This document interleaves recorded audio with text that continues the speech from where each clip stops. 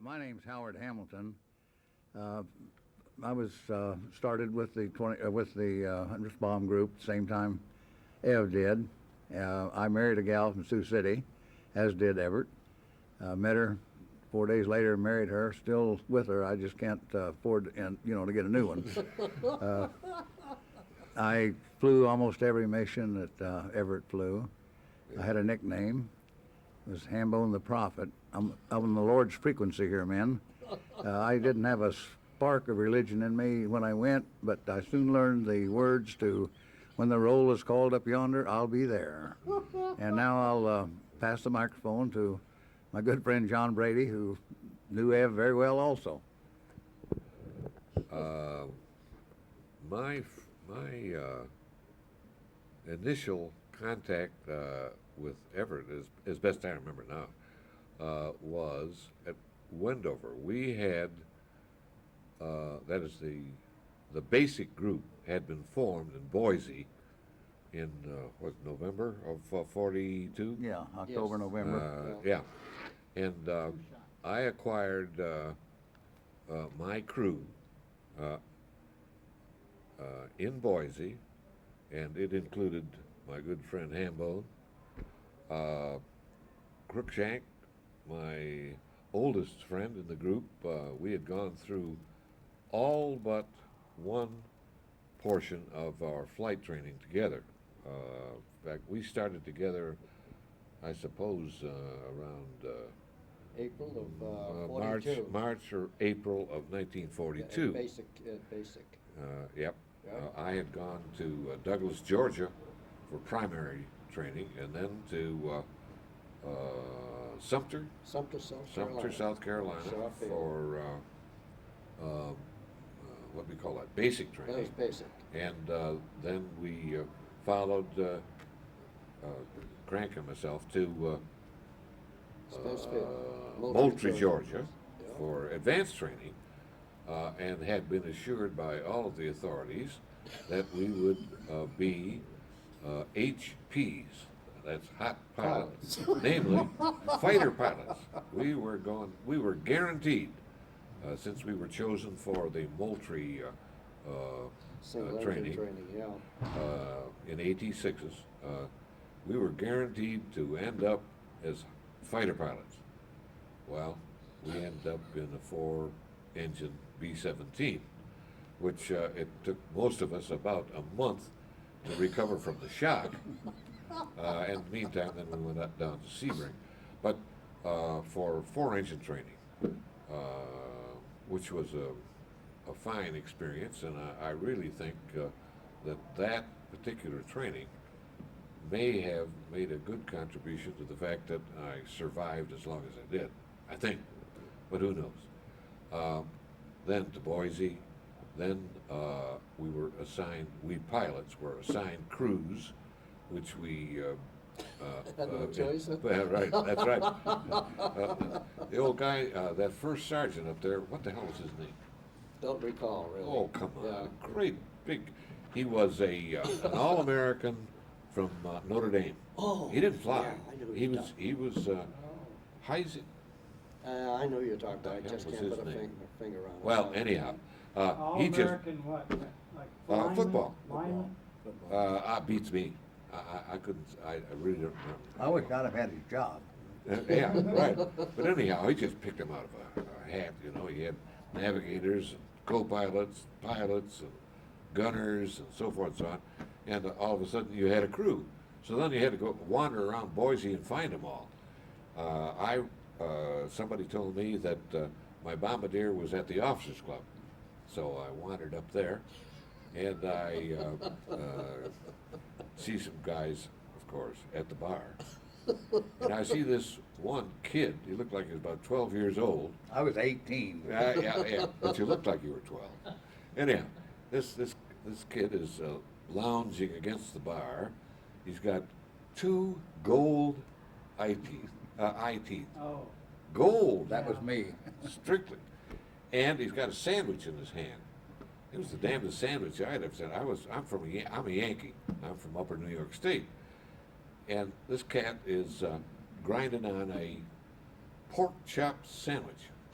I never heard of a pork chop sandwich. I heard of sandwiches and I heard of pork chops, but that's what he's working on. And he was talking to a guy that I've never forgotten, Herschel Ezel. Hershey's Now, he was a All-American from Mississippi, wasn't he?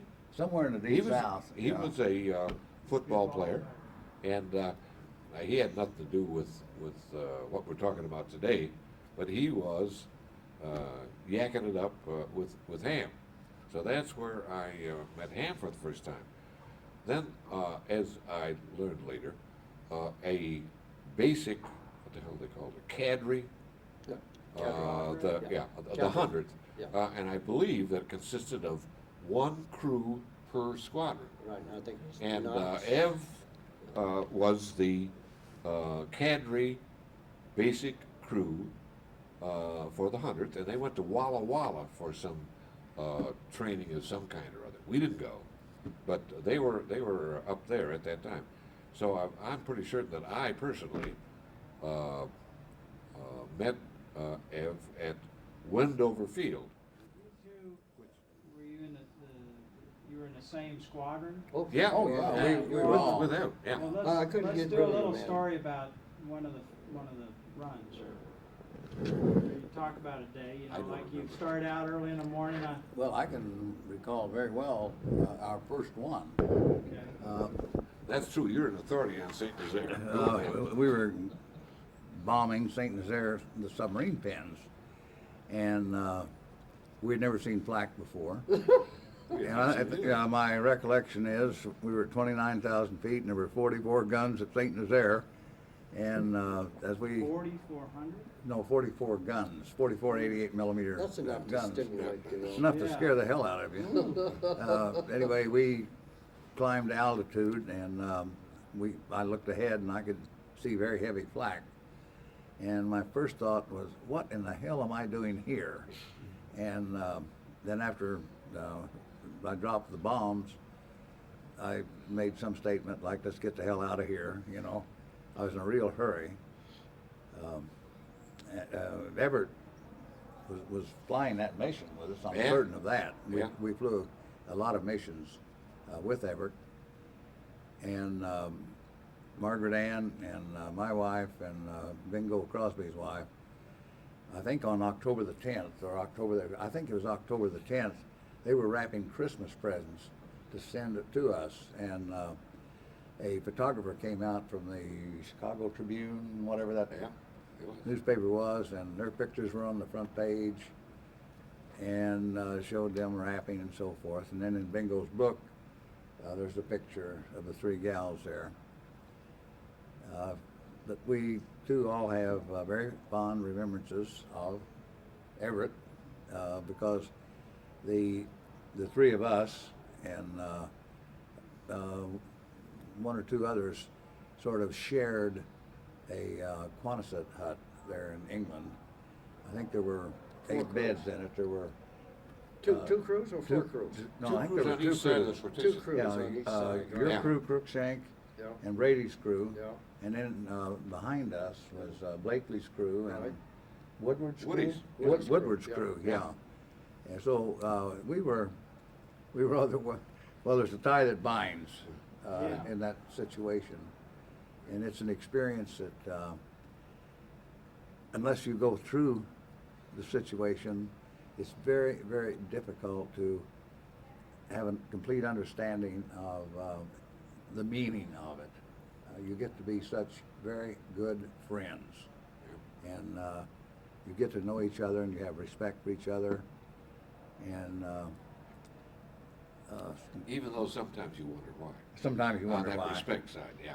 Yeah, Okay.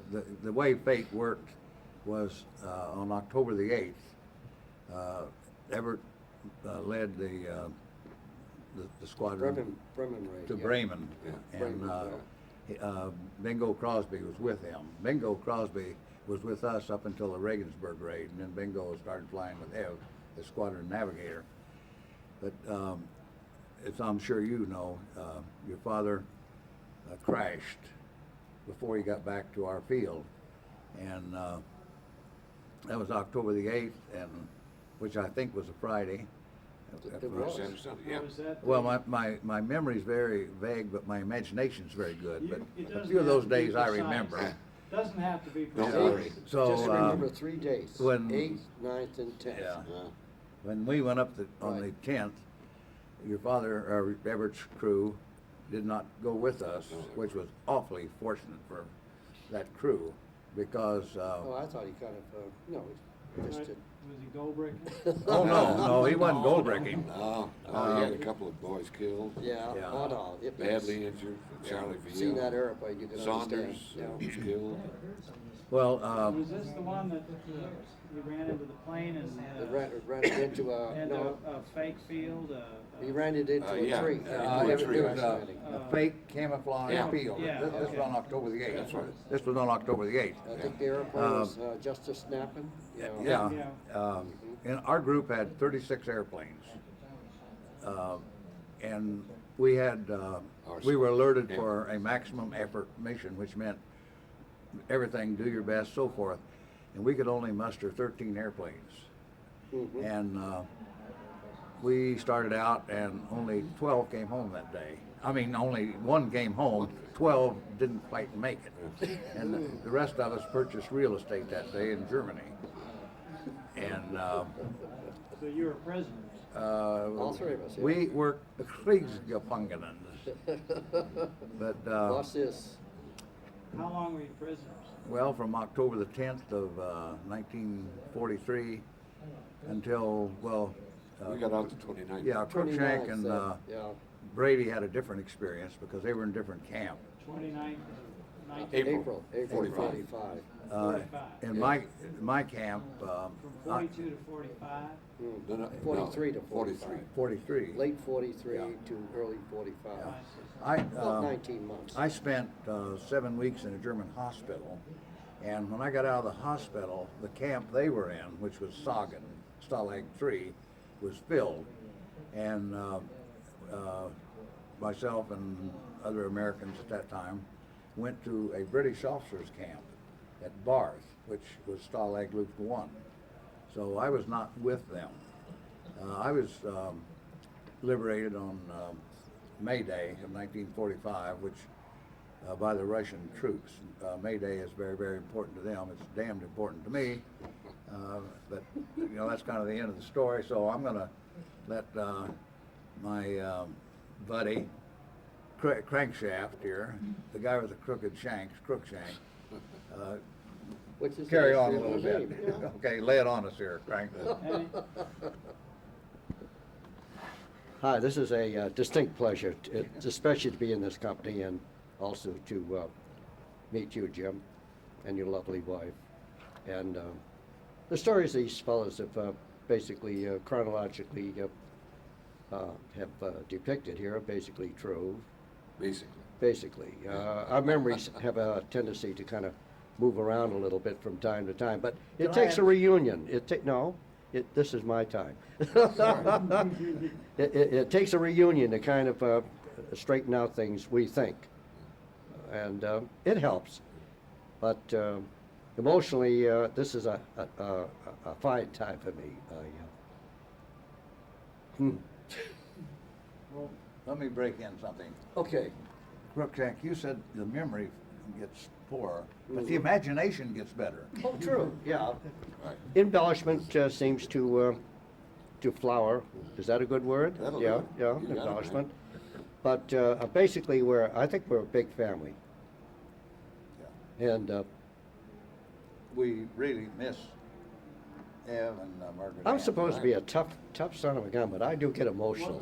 tell us, what was it like flying these planes? I mean, being Well, in- actually, the B-17, once you understood, again, I was a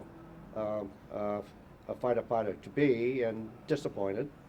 But once I got to fly the bird and understood her,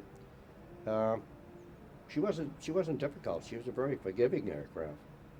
And a lot of people had an idea she had that big rudder up there and you were supposed to use it, and it was the worst thing you could do. It was an aileron aircraft, which the B-24 pilots finally had to learn the hard way when they flew B-17s.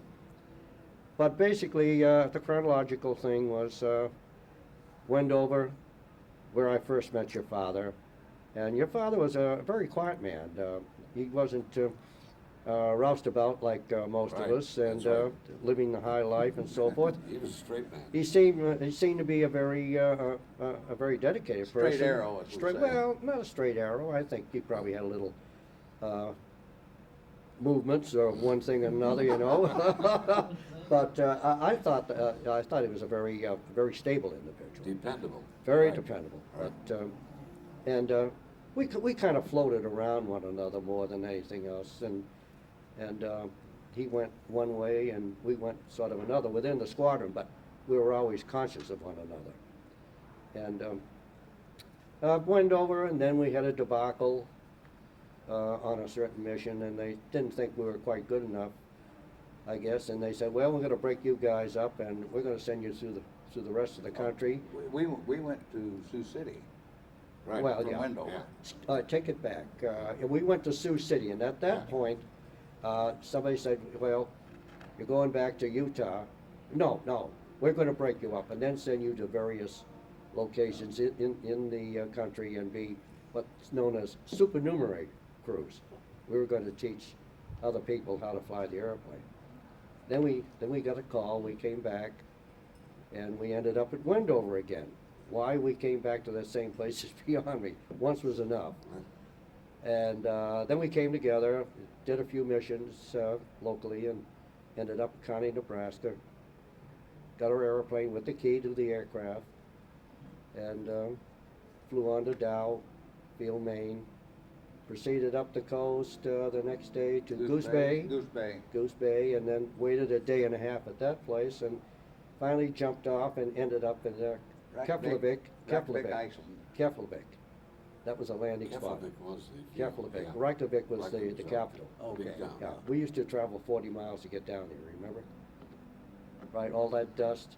No. Yeah, remember all the ladies who had been accused of fraternizing with Oh, the yeah, Germans? yeah. And I They never had seen their so many hair beautiful, shaved off. beautiful women, yeah. But They- see, the Germans were in the area. Yeah. That was kind of a neutral, although, They seem to favor the Germans and the British rather than the brash Americans, because we had everything. You know, like that famous saying, was it? The Americans are over here, overpaid and oversexed, or something of that nature. yeah. Well, they haven't changed. They haven't, I guess, hopefully not, anyway. I have. Yeah. So basically, I've been following John Brady around for a long time, just flying with him and one thing and another, and a fateful day at the end of, say, 3 missions in a row, which was a no-no, but the brass apparently had a reason for what they were doing. I never could figure it out.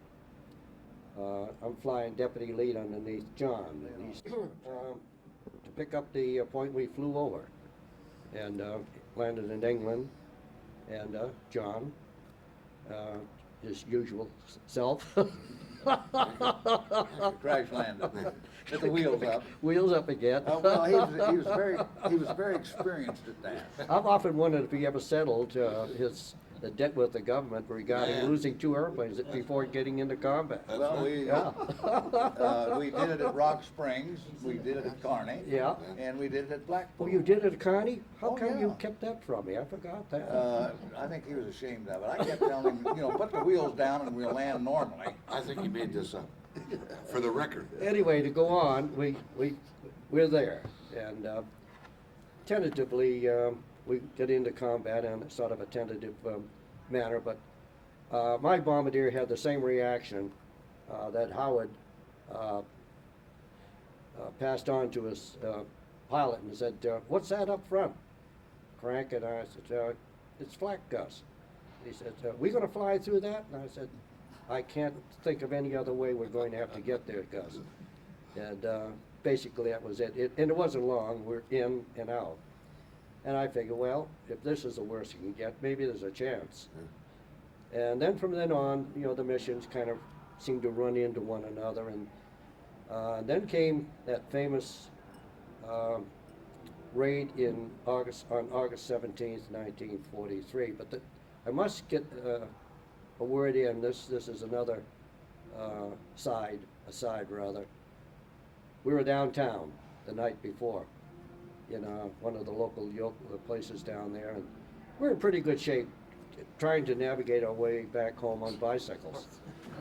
And this guy's on my left wing, which is Brady, and Murphy, my navigator's on my right wing. And we're traveling down this unlighted country road, dirt road, and I'm missing Brady. So I turn around to look, and he wasn't on my wing. And so in trying to turn around, I fell off my bike. Then I pulled myself together and kind of backtracked a little bit, and there was a little country lane. And went down the lane stopped. I found his bicycle, but he had gone over the hedge, landed on the opposite side, and there was a cow standing in the vicinity of John D. Brady. Finally got him up, and we got back. I think we stopped walking then about that time, I didn't think we? so. I Yeah, think so I was thinking, well, we're not going to be flying the next day, but 4 o'clock in the morning comes the bat boy, as the English say, and Captain Cruikshank, yeah, says, "You're flying." I said, "Can't be," or words to that effect. And that's the way that famous raid sort of evolved, and I kind of disagree or put it on par. I think we had two missions that were the worst. One was I thought was the worst prior to getting shot down was Regensburg, and the other one was Munster.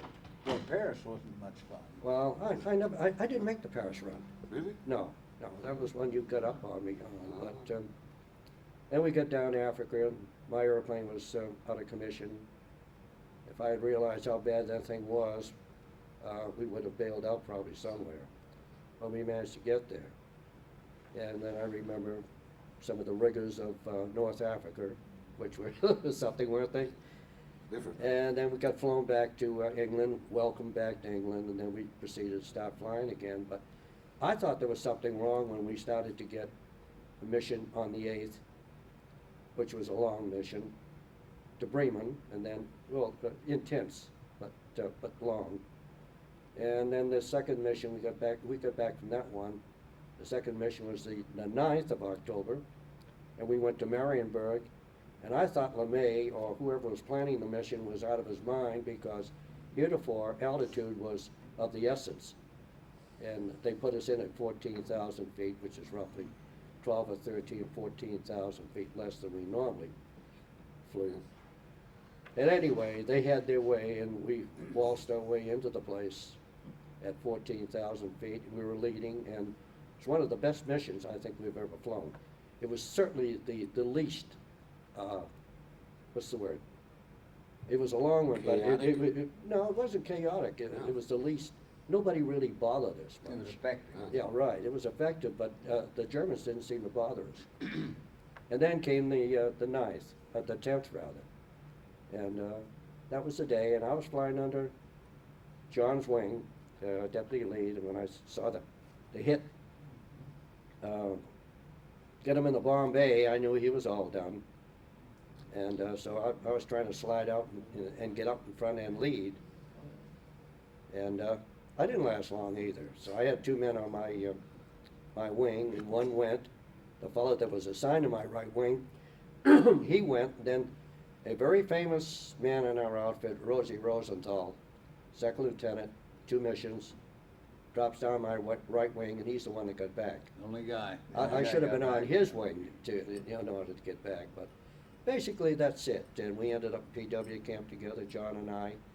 I never could seem to get rid of the man, you know, he was always around. I was able to get rid of him, but I went to the other camp. Let me So, say- yeah, just After one you do, moment, then I'll Frank. hush. And then, it was a funny thing, and this is an aside, and I'm glad I never rushed down, but I wasn't in a rush to come back after we got released from Germany. I was in a rush to go down to Paris and see what it could offer. And three months pay, and 2 weeks later, I managed to get back to Lucky Strike, got on a boat, got back, and started resuming my life. But then I found out John Brady was getting married down in Atlantic City. Somehow or other drifted to me, and I got to get down there and warn that guy. You just don't do things like that too quickly. Don't rush it. What I didn't know, this man had been going with this lovely lady for quite a few years. And he was, as far as I could see, the man was very, very stable and very, very loyal to her.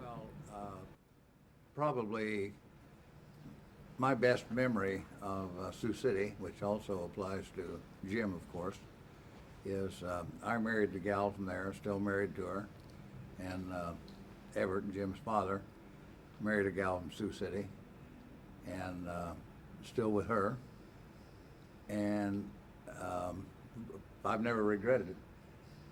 I just have very fond memories of Sioux City. I have really quite good memories of the places where we trained in the United States. And of course, I have memories of our experiences after we got to England and went on operations. One thing that Cruikshank left out, he said his memory was fading a little bit, I think. But I think he's like the rest of us. His imagination gets better. But then I think that comes with old age. John, you have any? Well, imagination is better than reality to me. Frequently. Yeah, Yeah. if movies I think were I've shot about my bolt, as they say. May I? I'm rather curious. In what area was my imagination running away with me? Just like all the rest of us. Oh, old-time I thought you people. had a specific, something like- in Oh, mind. no, yeah. no, no. Yeah, It was pretty accurate. I think for all of us, yeah. well, when we were in prison camp, we used to interrogate all the new guys that came in. Yeah. And we called them ripcord stories, you know? And, It's a new one on me, really, yeah. well, at least in my camp, Yeah, we the called North them Camp, ripcord yeah, stories. yeah. And after a few years, you know, what you remember a lot of the ripcord stories, and you Yeah. kind of mesh some of those with your own experiences. True, that one I thought was rather an engaging thing. In fact, there was a picture called "The Great Escape," where John and I were incarcerated. They were next door to us, the British. We had no idea that they were doing what they were doing, and when it did happen, the complete atmosphere in the general area changed dramatically. True? Oh, yeah. Yeah, they ran That us was a out. big tunnel. Big where tunnel. The Brits. 80 Got, British people escaped, got out. and the Gestapo shot 50 of them, and 30 of them were brought back through the Luftwaffe's influence, and I believe 3 made it back to freedom. One fellow, I think, went out through Switzerland, and the other 2 managed to go up through the Sweden. northern part of Germany and ended up in Sweden. Yeah. On a coal boat or something of that nature. You have an idea? Okay. Yes, the prison camp that I was in was relatively close to Stettin, where Swedish boats bringing bringing iron ore into Germany, exchanging it for coal that was mined in Germany to take back to Sweden. Right. And we were encouraged, if we ever got out, to go into the bars in Stettin, excuse me, and try to con a Swedish sailor into taking us aboard, and then we would get to Sweden and be interned. The camp I was in was on a peninsula on the Baltic, and the water table was about 6 or 8 feet below the surface. So it was almost impossible for us to dig tunnels similar to the one that was Right. dug at Sagan. And also, once a week, the Germans would drive heavy equipment around the camp there to crush any tunnel activity that we had going. And since we were on a peninsula, if it was, 6 miles to get off of the peninsula, and they'd have a roll call, and if someone was missing in the roll call, they would immediately seal off the peninsula. So in the 22 months that I was a prisoner, I think only 1 or 2 people ever got out, and we never heard from them again. I suspect they were done in by the Gestapo. I don't think anybody escaped out of If they did escape, but they were recaptured and brought back. In conclusion, for me, my best memory of Sioux City, again, is the fact that your father got married to a Sioux City girl, and I got married to a Sioux City girl, and you're here today as witness to what a wonderful And I marriage stayed on they the have base. had. Right, We should talk about Regensburg. Oh, Regensburg. Oh, We really should talk about Regensburg. Regensburg? If what he wants are missions to North Africa, obviously. I was at Regensburg. Our group, out of 18 airplanes, lost 9 that day. We, when I say we, Brady and I, with his skill and cunning at the controls, landed in North Africa and badly shot up. Our airplane was not in such good condition. Many of the people that did land in North Africa flew a mission, bombed, I think it was Bordeaux. Marseille. Marseille or Was it Boulogne, Bordeaux? Bordeaux in One France. of the two, southern France. But we went from Cape Bon area where we had landed. We went over to Marrakesh, spent a couple days, and then we alone, by that I mean our airplane only, returned to England, going around Portugal and going around France and so forth. And we were pretty nervous about possibly the Germans were going to come out and get us. Didn't we throw things overboard, John, to lighten the airplane or Not on something? that one. Not on that. Not on that one. I think maybe that was La Rochelle. Right, it was. It was. You know, I don't remember where I was last week, but I can remember things like La Rochelle, Stuttgart on the 4th of September. One comment about the B-17 mission to Regensburg. It was the first one conceived to be of long duration, and we knew we were going to be greeted by our German escorts. And it was kind of hectic until, well, for about 2 hours and 45 minutes, seeing guys go and wondering when and if we were going to get there. But the Alps always looked good over to the right. I was always glancing in that direction, but just in case. And I remember all of a sudden everything turned real quiet. The fighters disappeared. We hit the factory, took it out, made that nice right turn away, heading away to the Po Valley. And General LeMay, nice guy that he was, ordered a big 360 to pick up all of the stragglers, and then we proceeded to, and the Germans had a ACAC battery there somewhere, and they just threw up 4 shots up into the middle of the big circle, if I remember correctly. And then we started a descent.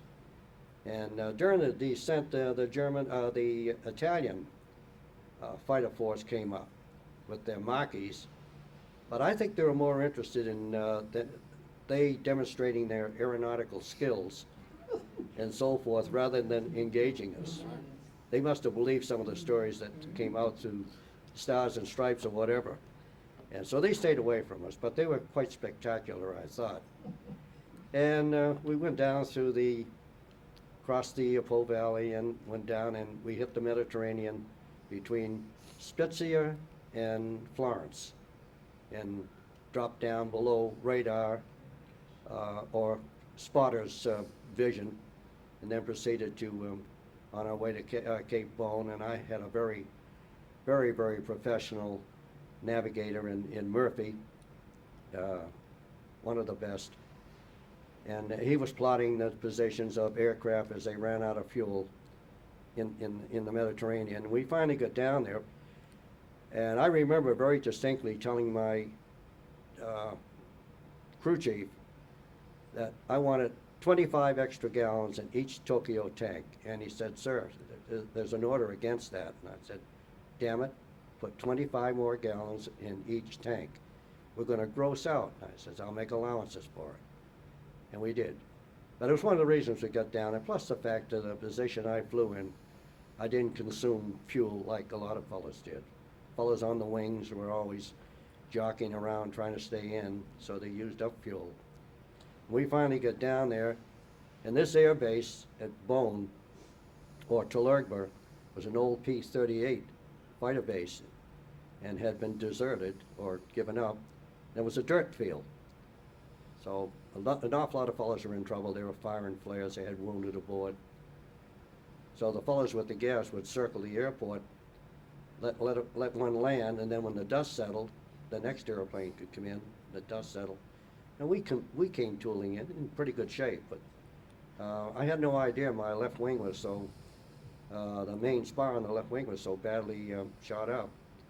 And if I had, I don't know, as I said before, I might have considered something else. But that airplane was a forgiving airplane. And they call her the Queen, she was it. Crankshaft? Yeah.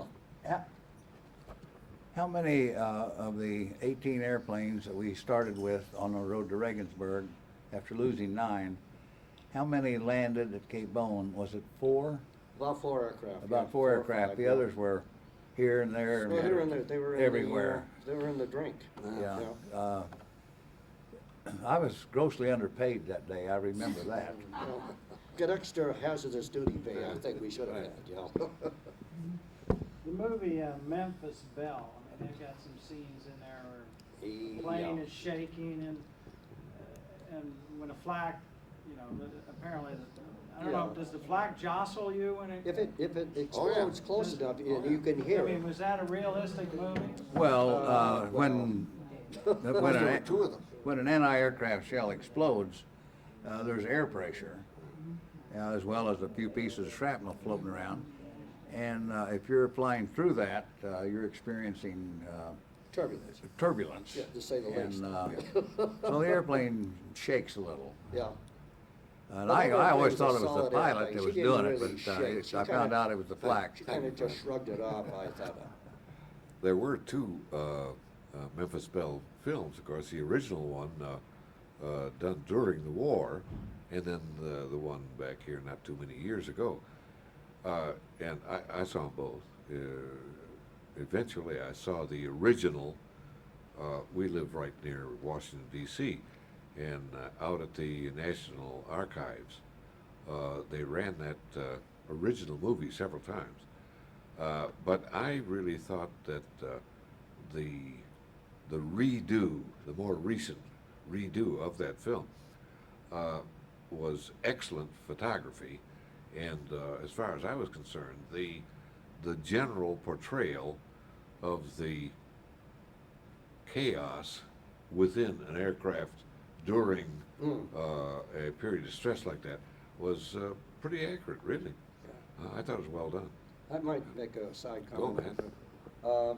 Actually, I agree with John regarding the noise and not really confusion, just the intensity of things. Yeah. Excuse me. Existed in the aircraft, but the sides, you know, on the ground, sitting alongside the aircraft, and all the certain things that Hollywood would do, I kind of just brushed over that and just looked at what they were trying to portray, and I thought they did a pretty good job of the flying aspect. In fact, I think one of the airplanes in the Memphis Belle belonged to one of our members of our organization, a fellow by Telechet or Telechet, who owns a B-17 that was used. In fact, it was depicted, I believe, as the Memphis Belle. They changed the numbers and one thing and another. You know, you could say it was smarmy, but I think it portrayed pretty well just what was happening. I think I would like to express the regrets of quite a few of us that were very, very good friends of Everett and Yes. Margaret Ann, Yes. that they did not make it to the reunion, that we missed them. But I feel we were very fortunate to have encountered their son Jim, who just Distinct happened to pleasure. be walking through the Distinct bar, pleasure. and apparently he recognized the drinkers and thought, these must be guys that my father knew. I think your father told you where to go to find us. Is that right? That was politics and world opinion, one thing and another. The very fact that they have very little to do with their destiny per se. They're there, and all wars are not the best places to be. And intensity, loyalties, and everything else still persist. And, oh yeah, World War II was the big one, as we used to say, but the other wars were, you know, just. It's all pretty silly, It's all- really. Yeah. Well, crankshaft, you Well, mentioned, it's pretty silly, I have to admit. crankshaft, you mentioned the big one. Yeah. And my recollection of you is that you used to brag, I fly the big ones. I never said that. Did he not never say that? I'm not gonna commit. But I'd like to say hello to your father, if. Yeah, right. And, Hey, and I have a son, 44, who thinks the B-17 is the nicest airplane he's ever seen or listened to. And we've had the occasion to see Talashet's airplane up at in New Hampshire about 3 or 4 years ago. He was absolutely enthralled with it, which is amazing.